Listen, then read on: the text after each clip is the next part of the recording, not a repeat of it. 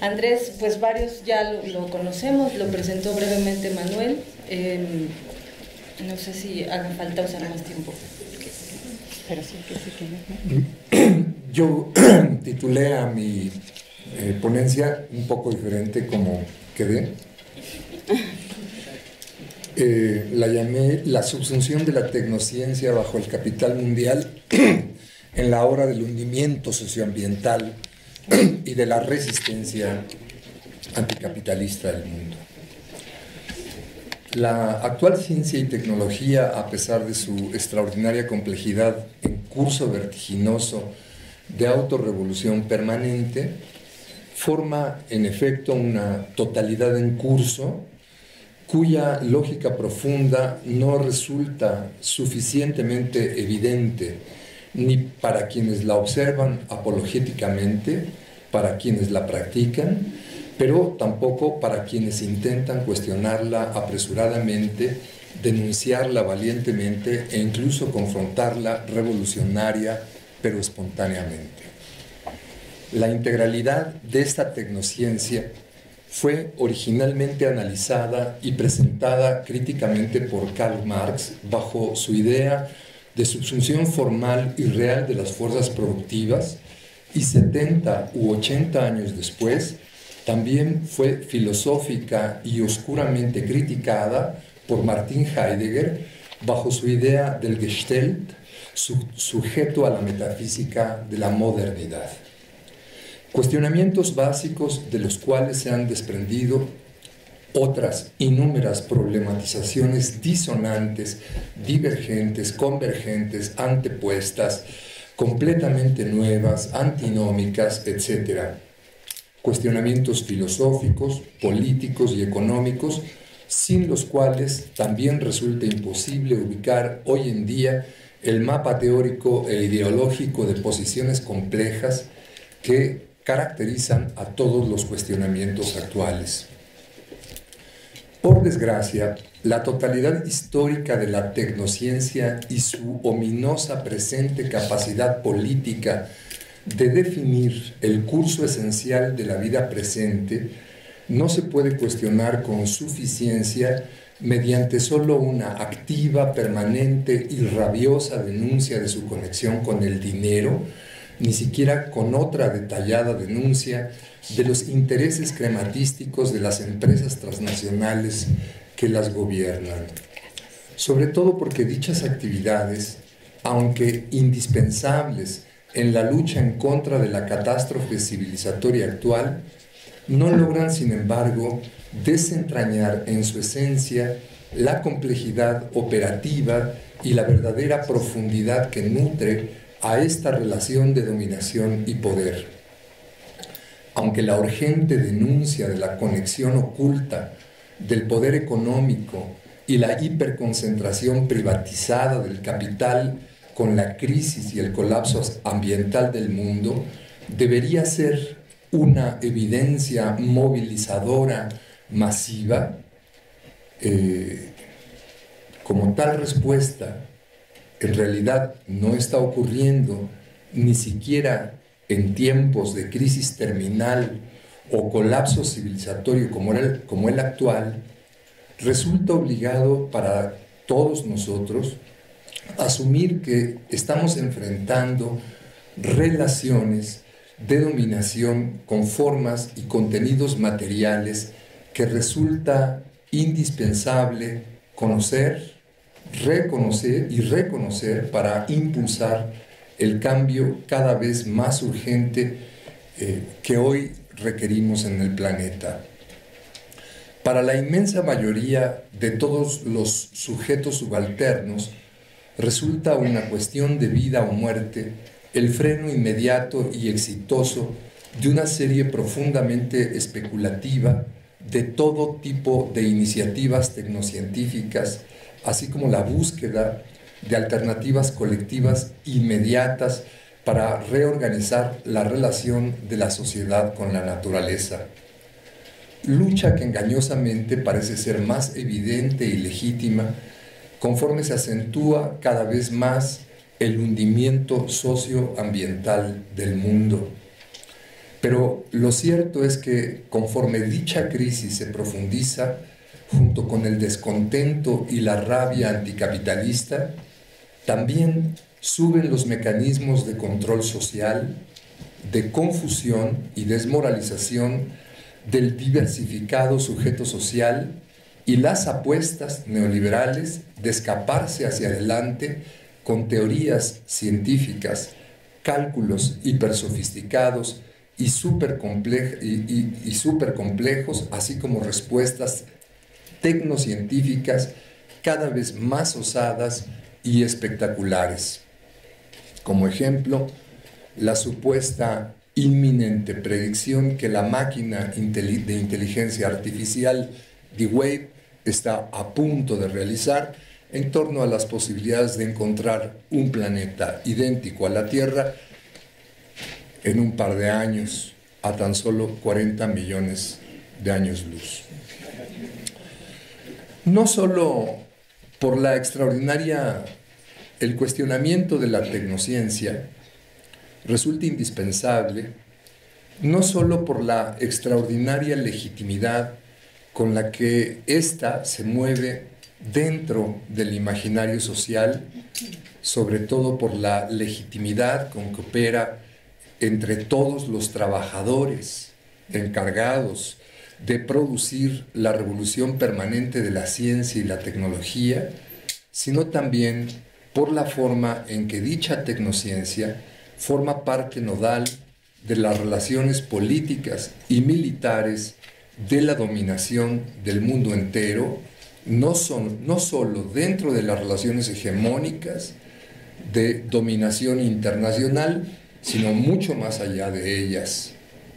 sobre todo por la forma en que el control del proceso económico de acumulación y desarrollo del capital y del mercado mundial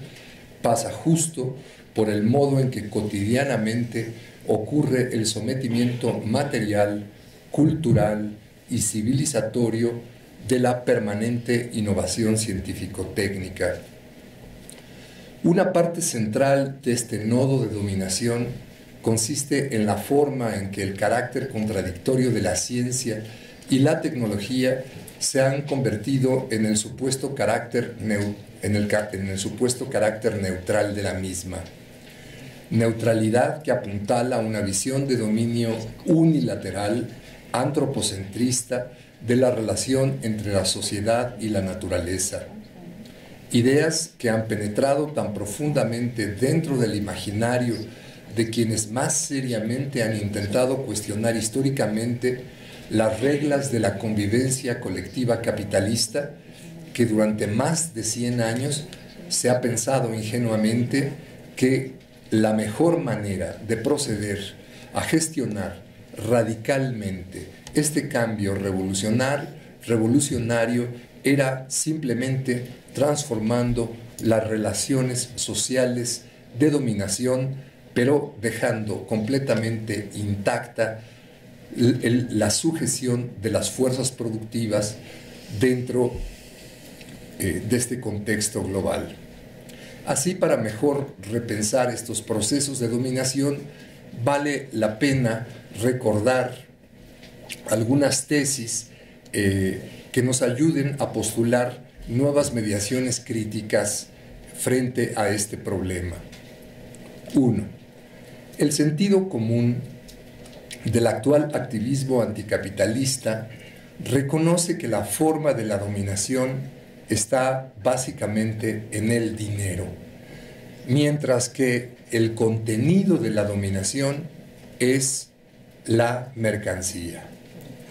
Cuando se denuncia, por ejemplo, que el agua no es una mercancía, que la biodiversidad no es una mercancía,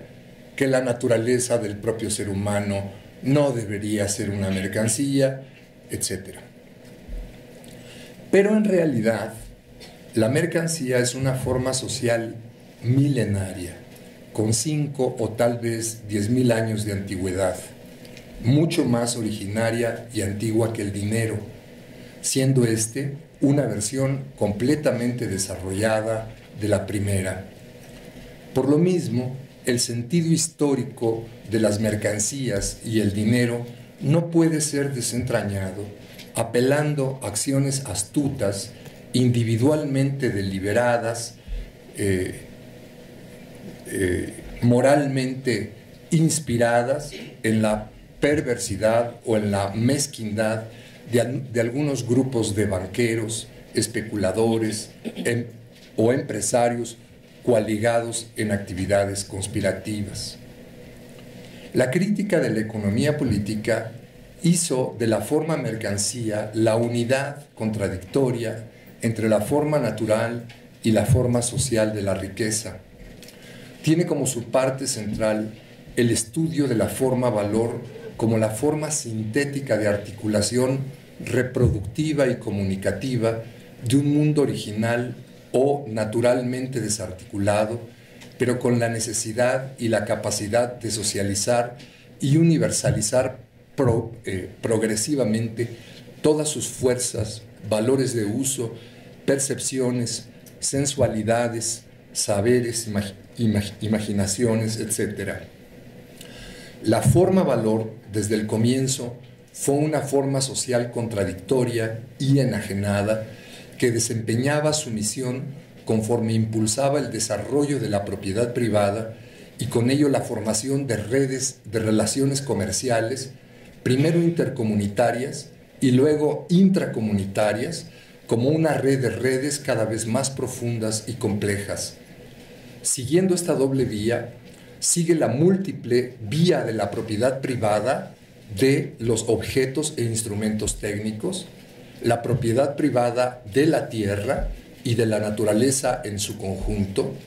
la propiedad privada de la corporeidad, primero de los otros, como esclavos, y luego de la subjetividad humana propia, como trabajo asalariado, y finalmente la propiedad privada de todas las fuerzas generales de interconexión de las que depende la creación misma o integración y control estatal de los territorios. De esta manera, la forma mercancía y el proceso de autonomización de su valor se transfigura en forma dinero, en propiedad privada de la tierra, en forma Estado, correspondiente a la situación mercantil simple o estado de clase, en forma capital, en forma trabajo asalariado o en forma Estado específicamente capitalista, bajo la figura de nación y bajo la figura de mercado mundial.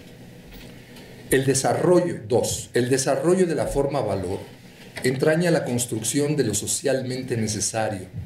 la invisibilización de dicha sustancia social y el desarrollo de las correspondientes formas de expresión del valor, el cual a su vez entraña la creación de redes de relaciones sociales mercantiles y de funciones dinerarias progresivamente universales, dentro de las cuales se implica la universalización no solo de las necesidades consuntivas, sino también de las capacidades humanas, de manera que el desarrollo de esta forma es el desarrollo de una forma civilizatoria que ya lleva ocurriendo miles de años, generando cambios revolucionarios, resolviendo problemas histórico-materiales, lo mismo que inculcando y neutralizando procesos de cosificación y neutralización y mistificación de contradicciones y autodegradando de forma cada vez más alarmante a la especie humana. No casualmente, el desarrollo de la forma mercancía y de la forma dinero, muchísimo antes de que aparezca cualquier forma de capital, está orgánicamente asociado con desde sus más remotos orígenes clásicos, no solo con la división clasista entre el trabajo manual e intelectual, según lo estudian Sonrettel y Thompson, sino al desarrollo del pensamiento abstracto y la sensualidad abstracta, al cálculo mercantil y astronómico, a las matemáticas y a la geometría puras, al urbanismo, a la música occidental, a la cartografía, la filosofía y la lógica formal, a las ciencias naturales y sociales tematizadas por Aristóteles, según lo han presentado y estudiado con abundancia Horkheimer, Adorno, Lefebvre, Müller, Kurnitsky, etc., así como al desarrollo del ordenador mecánico, que tiene 2000 años de antigüedad, conocido como el mecanismo de de Antiquitera, creado por Arquímedes para el cálculo astronómico extraordinariamente preciso de todos los cuerpos celestes. Lo mismo que el desarrollo de las relaciones mercantiles también parecen tener consecuencias paralelas en el mundo maya y en otros lugares del mundo. Por el bien de nuestros esfuerzos críticos, no se puede hoy pretender confrontar al dinero, a la mercancía, al capital y al Estado, o así como a la moderna tecnociencia capitalista, sin conocer y sin asumir estas profundidades colectivas e históricas. 3. En todo proceso de dominación, la subsunción conocida como formal,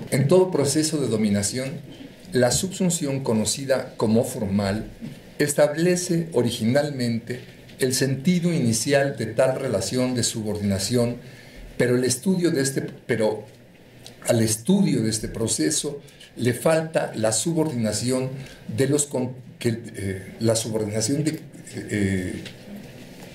de contenidos que exige un posterior proceso de control de todas las mediaciones materiales involucradas dentro de los procesos reproductivos que también pasan a ser dominados. También se requiere de un proceso de mediatización o búsqueda de formas de movimiento de todas las contradicciones que se van acumulando. El paso de la subsunción formal a la subsunción real del proceso de trabajo, de las técnicas industriales y agropecuarias, implica un dramático y revolucionario proceso histórico entre el siglo XVI y el siglo XIX, creando contenidos materiales que resulten apropiados al telos de la valorización del valor. Ello implica otros procesos históricos menos evidentes de creación de contenidos científicos que resulten adecuados a dichos cambios técnicos. Pero aunque este proceso fue cuidadosamente investigado por la crítica de la economía política entre 1861 y 67, y Grossman y Hessen retoman en los años 30 la investigación del problema, el conocimiento de toda esta discusión es hoy prácticamente desconocido. El desarrollo de los procesos de subsunción formal y real de las fuerzas productivas, del proceso de trabajo, del proceso de reproducción y del proceso de consumo se han venido desarrollando de una forma extraordinariamente cada vez más compleja en el siglo XIX y en el siglo XX. No hay una continuidad ni siquiera entre lo que ha ocurrido en el siglo XIX y lo que comienza a ocurrir de manera cada vez más aguda en el siglo XX. En el siglo XIX no tenemos de manera tan abierta, tan descarnada, tan sistemática y tan compleja la conversión de las fuerzas productivas en fuerzas productivas destructivas. Esto es propio del siglo XX y se fragua, se decanta con gran profundidad entre la Primera y la Segunda Guerra Mundial, llevando adelante una revolución vehicular que va a dar pie a los paradigmas de la civilización petrolera que hoy en día dominan al conjunto de la Gestalt, diría Heidegger, de la Gestalt totalitaria, diría Veraza, que hoy subsume el conjunto del proceso de reproducción social. El estudio de estos procesos de sometimiento que imperan en el siglo XX requiere ir mucho más allá de los componentes que nos ha entregado tan cuidadosamente la crítica de la economía política de Marx. Esto creo que es un tema fundamental que se tiene que enfrentar al momento en que tenemos frente a nosotros una caterva de especulación no financiera, no bancaria, sino de especulación científico-técnica, dominando la totalidad del proceso de reproducción. Toda la civilización petrolera, aunque lleve 100 años, ha sido una especulación carente de fundamento. Aunque haya elevado la población de 1.000 a 7.000 millones, el agotamiento del petróleo, ¿en qué deja esto? En una burbuja demográfica.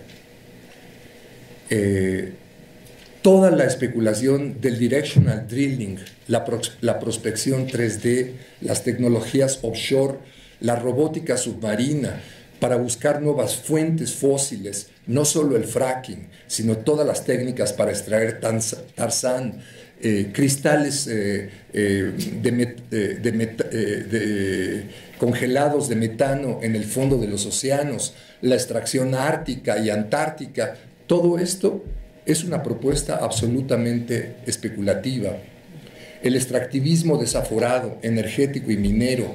toda la minería a cielo abierto, toda la orquesta de negacionismos que se montaron durante el neoliberalismo, el negacionismo de la evolución, el negacionismo del genocidio en los campos nazis y el negacionismo del calentamiento global, forma parte de lo mismo.